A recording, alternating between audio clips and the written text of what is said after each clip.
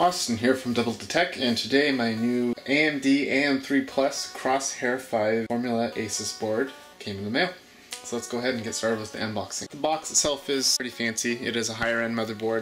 It has a little window you can look inside and see a bunch of different stats about the board. You're at this video, I'm assuming you know everything this box already says, so I'm not going to read it over. I find that really boring in other videos when they do that.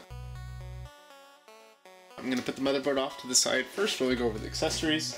The I/O shield itself is not color coded, which is kind of nice. It's shielded to prevent interference.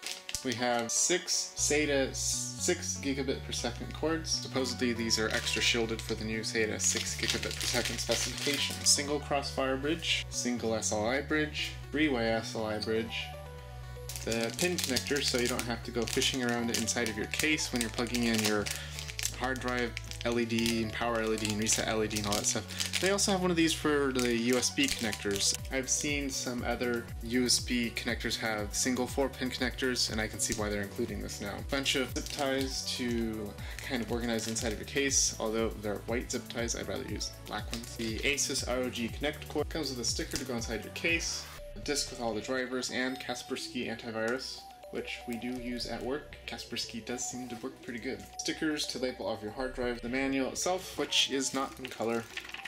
Oh well, so sad. A sticker, which I probably will not be using. Okay, now for the motherboard itself. Comes in a box with a clear window on the top. Let's get rid of that. And overall, I like the color scheme that they've gone with on this board. You can't really go wrong with red and black.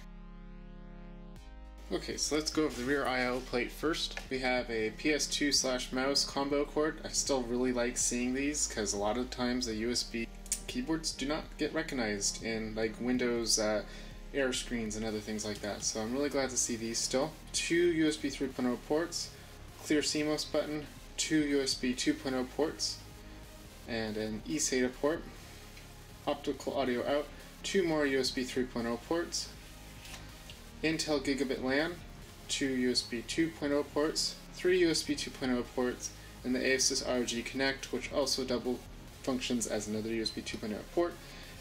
7.1 audio, powered by the X-Fi 2 Supreme FX sound system by Sound Blaster. Surprisingly enough, when I removed the little sticker, that's a Realtek chip. We have the Northbridge cooler on the 990FX chipset, which is that ceramic coated cooling, which is supposed to provide more surface area for cooling. And this is connected to by heat pipe to the power delivery coolers, which is also connected by heat pipe. So this whole piece is all connected. Moving to the Southbridge cooler, it has a Republic of Gamers logo on it. And the Southbridge cooler is actually quite a bit bigger than the chip, which is hiding underneath there. You can't really see it. But the chip is actually only about this big, but the cooler stays flat so it doesn't get in the way of all the PCIe slots. Here's the AM3 Plus socket. It's black. Looks just the same as all the other AMD sockets, except it's a new color. Here's the 4 RAM slots, DDR3. AM3 Plus boards officially support 1866 MHz memory, and this board of course supports many more overclocked profiles. 24-pin power connector, 8-pin power connector, and another 4-pin power connector, which I've been told is not required unless you're doing a very, very extreme overclocking. So in most cases you can just ignore this.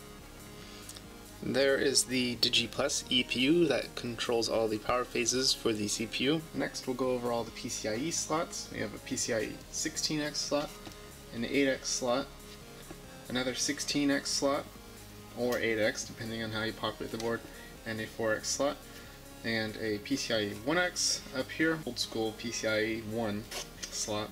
And they do sell an expander setup for this board to where you can have 4 cards. I haven't actually seen that or many pictures of that yet. 7 total internal. These 6 SATA 6 gigabit per second ports are controlled by the Southbridge, and then this one is controlled by the AS Media chip right there. The second port from the AS Media chip is the eSATA port back here. Another power connector to deliver more power if you populate the board with 3 or 4 video cards. In most cases, you probably won't be needing to use that if you're only going to be using a dual graphics card setup. The ROG on-off switch, when that's off, it's a USB port, and when it's on, that's the Asus ROG port. This chip right here is the BIOS chip. This board does have UEFI, so I'm not quite sure which chips are responsible for UEFI. I would believe it's one of these IROG chips down here. These are both also responsible for a lot of the overclocking features and profiles on this board. Front power connectors, hard drive, power switch, reset switch, and so forth. Two more 4-pin PWM fan controllers. Two pairs of USB 2.0 ports. Reset switch, on-off switch, quick OC switch. I'd recommend using the OC features found in the UEFI instead of using this. Another 4-pin power fan connector, front panel audio connector. Here's the USB 3.0 header for the internal, which could go to the front of your case, and that is controlled by the AS media chip right here. And just a quick note, the four USB 3.0 ports on the back of the board are actually controlled by this AS media chip and that AS media chip buried in there. So let's try to find the rest of the fan headers. Like I said, there's two here, another one here, another one here right below the sound ports, another one here right above the 24-pin power connector, one right here, one right here, one right here. I have never seen a board with so many 4-pin PWM fan connectors. Here is your go button, which is your mem OK button, and also you can store your own overclocking profile on there.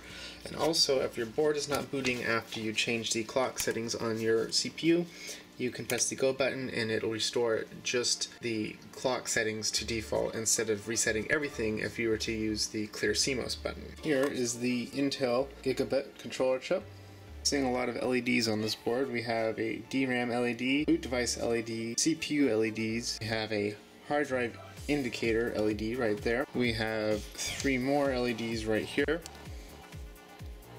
There's the three LEDs for the North Bridge.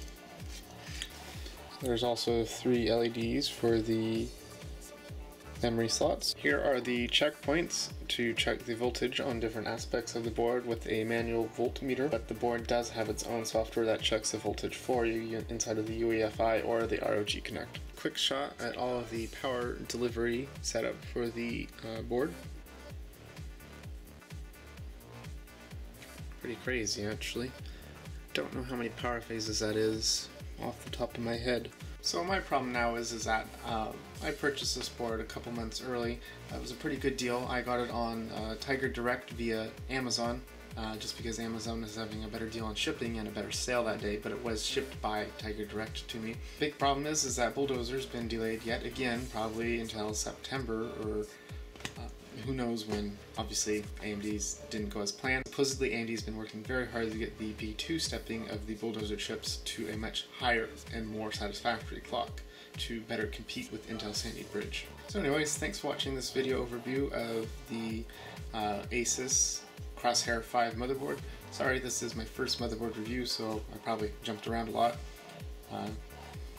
Props to those other people who do motherboard reviews. I've now realized how difficult they actually are. The rest of this video is just a bunch of still photos that I took of the board. Enjoy.